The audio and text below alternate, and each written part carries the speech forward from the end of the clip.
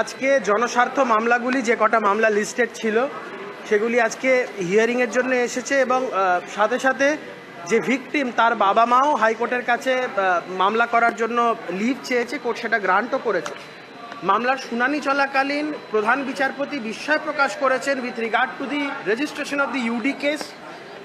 Police বা hospital অথরিটিসের যে conduct, যে 3 ঘন্টা ধরে বাবা মাকে বসিয়ে রাখা, প্রথমে সুইসাইডের কথা বলা এবং তার আগে অসুস্থতার কথা বলা, এই বিষয়গুলো নিয়ে মহামান্য প্রধান বিচারপতি এটা নিয়ে বিস্ময় প্রকাশ করেছেন। সবথেকে বড় যে বিষয়টা আমরা কোর্টের কাছে তুলে ধরতে চেয়েছিলাম সেটা হচ্ছে, প্রথমে রাজ্যের যিনি প্রশাসনিক প্রধান, রাজ্যের মুখ্যমন্ত্রী, তিনি প্রথমে বললেন যে সিবিআই ইনভেস্টিগেশন হলে আমাদের কোনো আপত্তি নেই।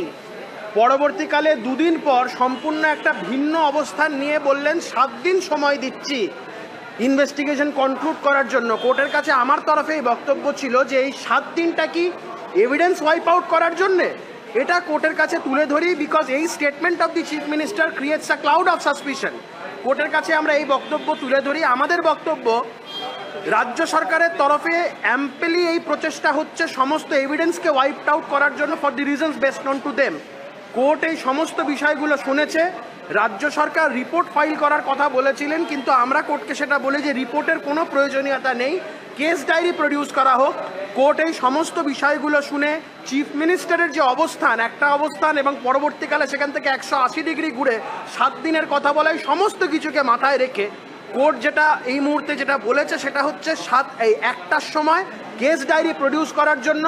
এবং এই কেস ডায়েরি প্রডিউসড হলে আমাদের ধারণা যেটা সত্যি সেটা উন্মোচিত হবে, দুধ কা দুধ পানি কা পানি যেটা বলে সেটা উন্মোচিত হবে।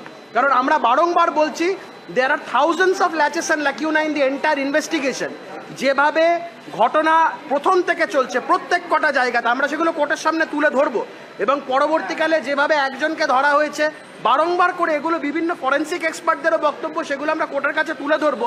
Going by the autopsy report itself, এটা মানে খুব লজিক্যালি বিষয়টা বলা যায় যে এটা কোনো এক ব্যক্তির কাজ নয়, কিন্তু কোর্টের সামনে আজকে রাজ্য সরকারের তরফ থেকে একটা বক্তব্য পেশ করা হলো, তারা বলতে চাইছেন যে এক ব্যক্তিরই কাজ। তো এই যে অবস্থান রাজ্য সরকারের বিভিন্ন ক্ষেত্রে বিভিন্ন সময় বিভিন্ন রকম, এগুলো কোর্ট সমস্তটা কগনিজেন্স নিয়ে কোর্টের যেটা বক্তব্য সেটা হচ্ছে কোর্ট কেস ডায়েরি দেখতে চায় এবং আমরা সেই দিকেই তাকিয়ে আছি। আমাদের মনে হয় কেস ডায়েরি প্রডিউস হলে কোর্ট এই বিষয়গুলো অবগত হবে এবং কোর্টের কাছে বিষয়টা খুব বিস্ময়কর হবে যেভাবে ইনভেস্টিগেশন চলেছে।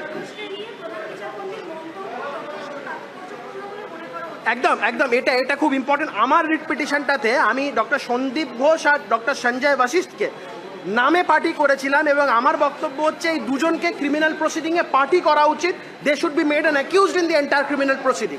কোর্ট এই বক্তব্যটাকে শোনে এবং কোর্টের কাছে আরেকটা খুব ইম্পর্টেন্ট বিষয়, সন্দীপ ঘোষ যেভাবে রেজিগনেশন দিয়েছেন এবং তার কাছে তার রেজিগনেশন অ্যাকসেপ্ট না করে যেভাবে রাজ্য সরকার তাকে আবার একটা প্রাইস পোস্টিং ঘোষের একটা, মানে তিনি রিজাইন করতে চাইলেন কিন্তু তাকে আবার কোনো একজন সরকারি কলেজের প্রিন্সিপাল বানিয়ে দেওয়া হলো, এই জায়গা থেকেও কোর্ট বিস্ময় প্রকাশ করেছেন এবং কোর্ট বলেছেন এটা চলতে পারে না।